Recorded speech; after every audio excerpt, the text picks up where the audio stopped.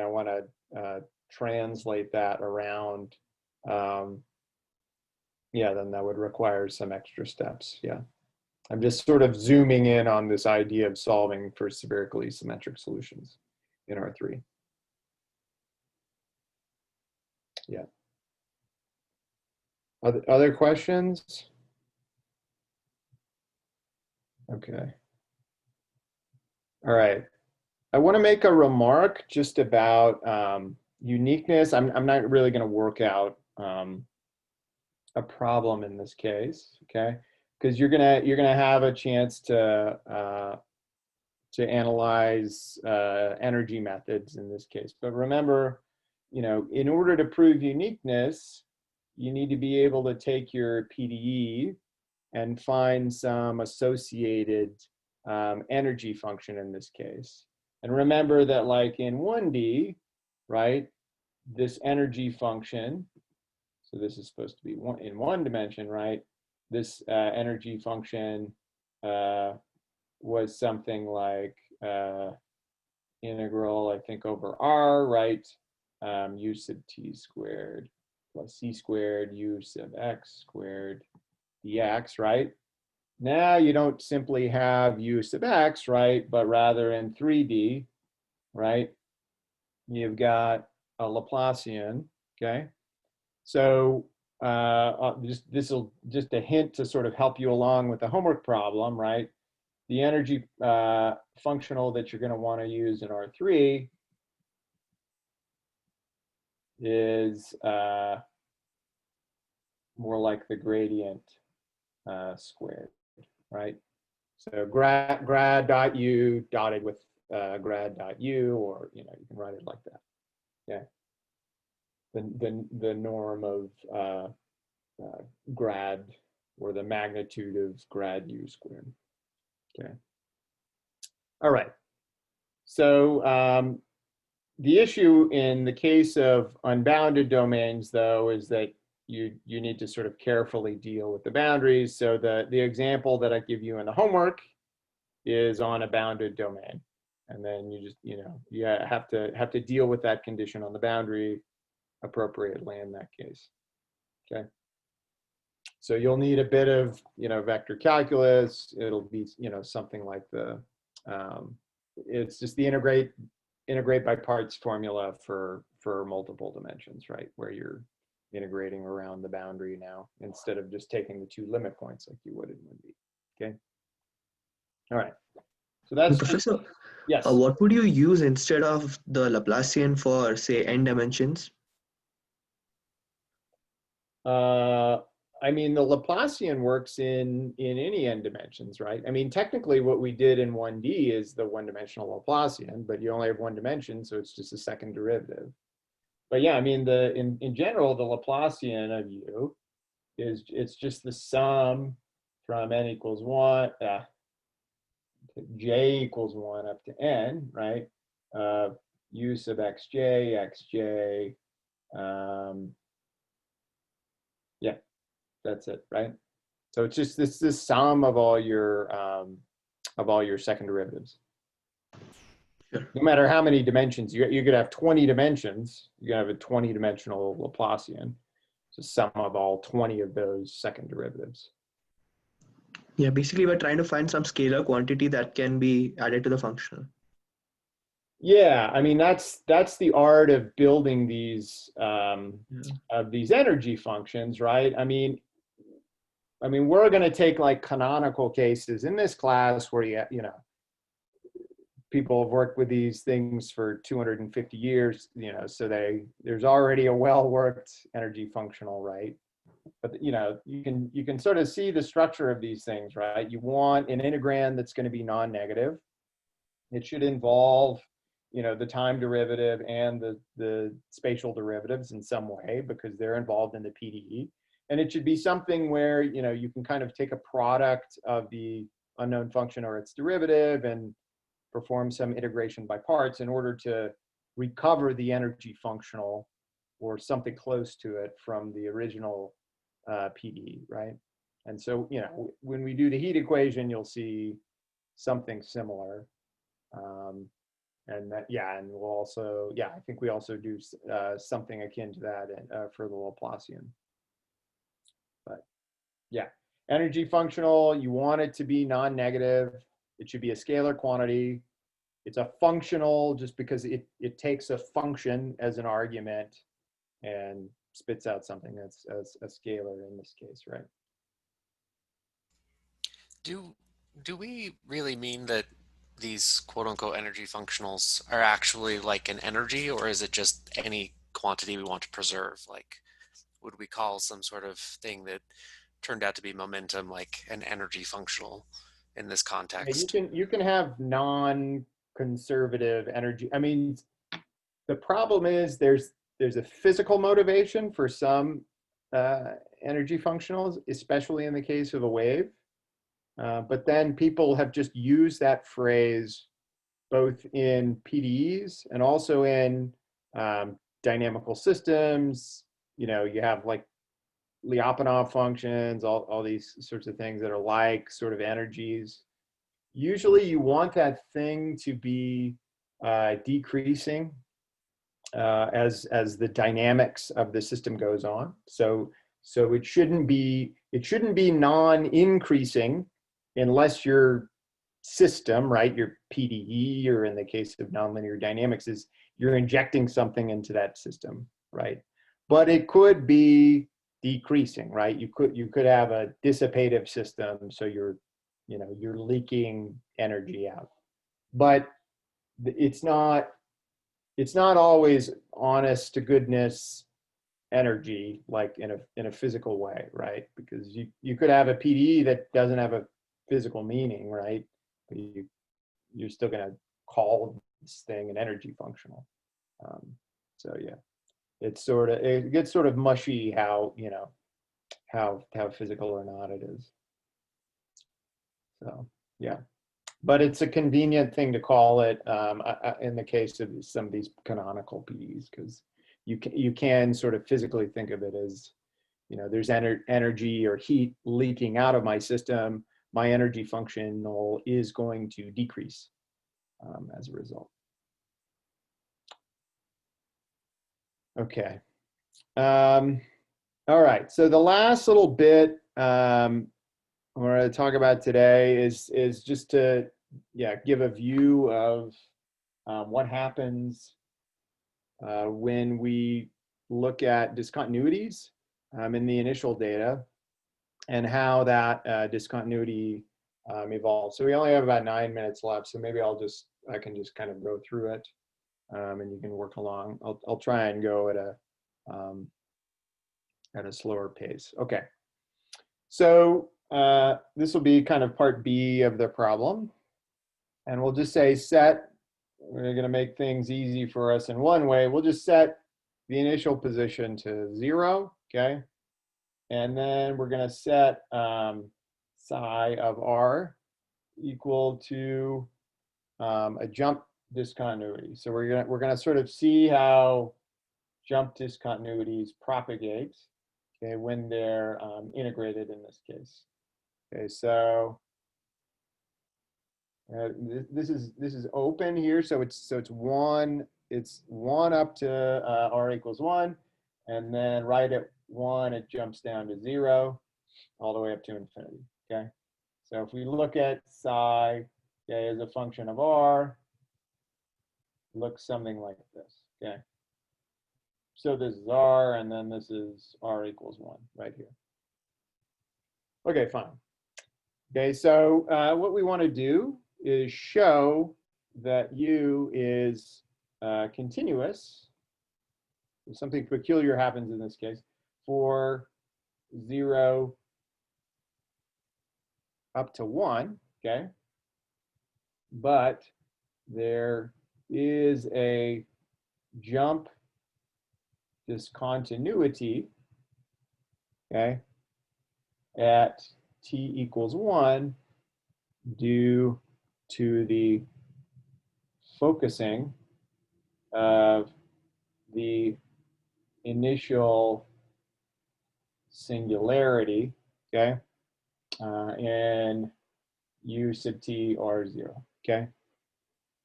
So this is kind of a strange thing that can happen, right? So in the transport equation we talked about before, if you have discontinuities in your initial data, right, they're just going to propagate, right? That's a first order equation.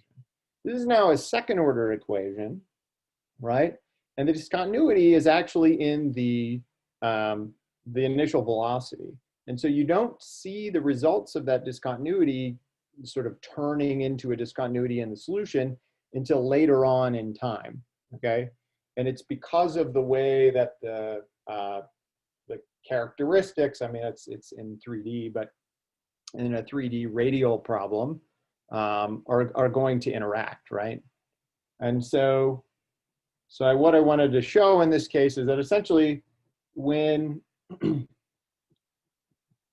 you're in this initial time interval, right? So we're going to look at, you know, this is time now, right?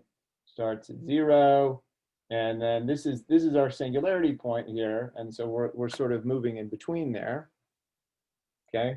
First of all, note that since u of RT is equal to u of minus RT, and psi of R is equal to psi of minus R, as we remarked on before, okay? We kind of have three subregions of our domain in R, right? So we're going to have 0 up to 1 minus t. We're going to have 1 minus t up to 1 plus t. And we're going to have 1 plus t out to infinity. Okay, so this is my R here, right?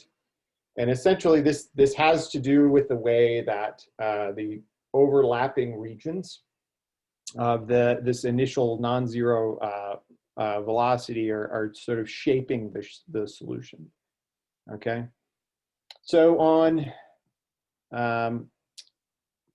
R goes from 0 to 1 minus t, right? We have the following. We have u of RT is equal to, so if I just look back at my solution now, right? Here's my solution.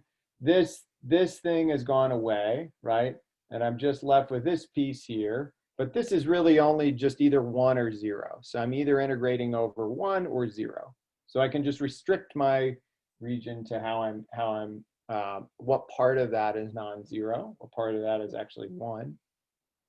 So this is just going to be the integral from R minus t to R plus t s ds in this case, okay? Because I'm within the region where I'm getting contributions from R minus t to R plus t are always 1 in this case, okay?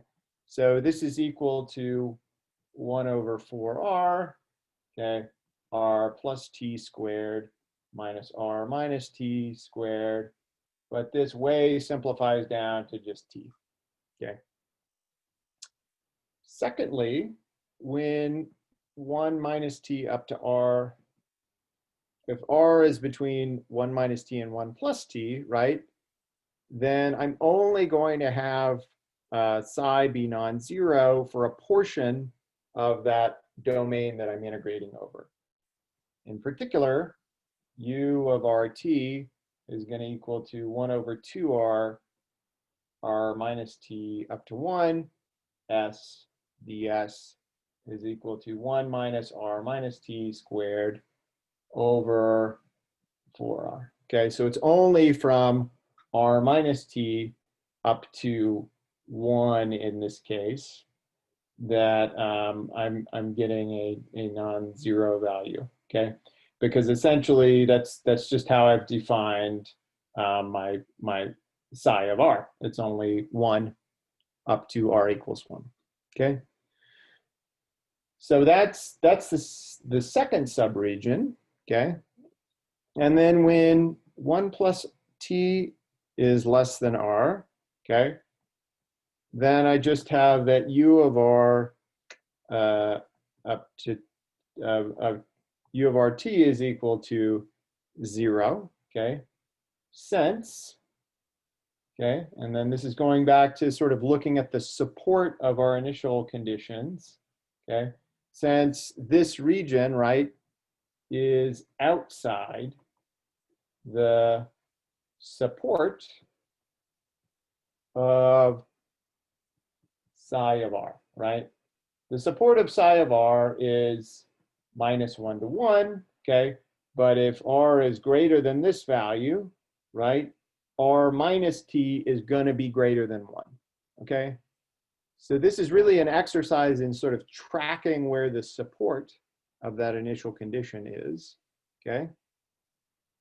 And so this implies that the solution is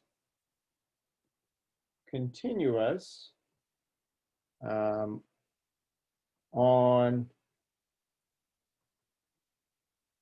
0 up to 1, okay, since essentially, sorry, I'm smushing these things together, okay, since all of the limits essentially hold. And I'm realizing that I'm running out of time now, so I don't want to rush this, but essentially, you can try finishing this off yourself. Basically, all the limits hold, right? So basically, the limit is r goes to, or all the limits, sorry, again, I'm rushing, match, right? So r goes to 1 minus t from above, okay? Matches r goes to 1 minus t from below, okay? Etc. Okay? I'll send you the solution to this problem so you can look it over. It's just a homework problem from last year, okay? However, when t is greater than 1, okay, then for 0 is less than r is less than t minus 1, okay, we have that u of rt is equal to 1 over 2r. And because this is an odd function now, okay, it integrates to 0, right? Because s is, you know, negative or positive, right? Odd symmetrically about 0, okay? And for t,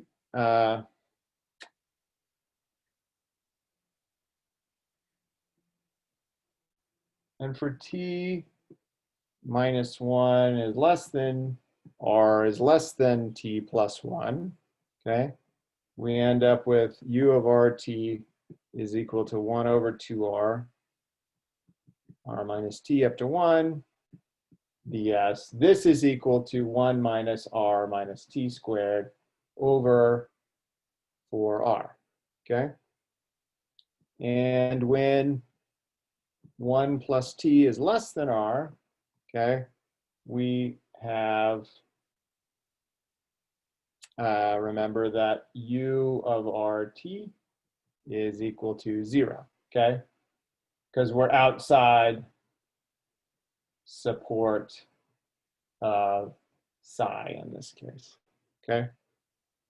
Thus, okay, at r equals 0, okay, basically the limit as t goes to 1 from below of u of 0t equals 1, right?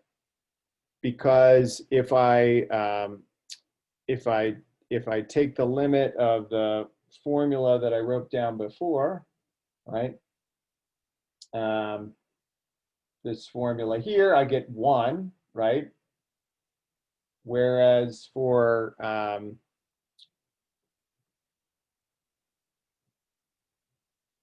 the limit as t goes to 1 from above of u 0t is equal to 0, okay? Because this is going to be, you know, r equals 0 here. The limit is this as t goes to 0. If I take this limit, I get 0 back, okay? So the reason for this drop is that I have a discontinuity in my initial velocity, okay? And basically at this point, the regions where I have support over my domain, these three different subregions, the region where U is 0 basically intersects with this region where U is non-zero and sort of bounded away from 0. Okay, so sorry I had to rush that at the end. I'll send this the write-up of this problem by email shortly. I think I went a bit fast on that at the end. Are there questions about this? If we had not had C equals 1, would the breaking time have just been like 1 over C? Yeah, I think so. So you Okay. would essentially, if C is greater than 1, then this would occur sooner. Yeah.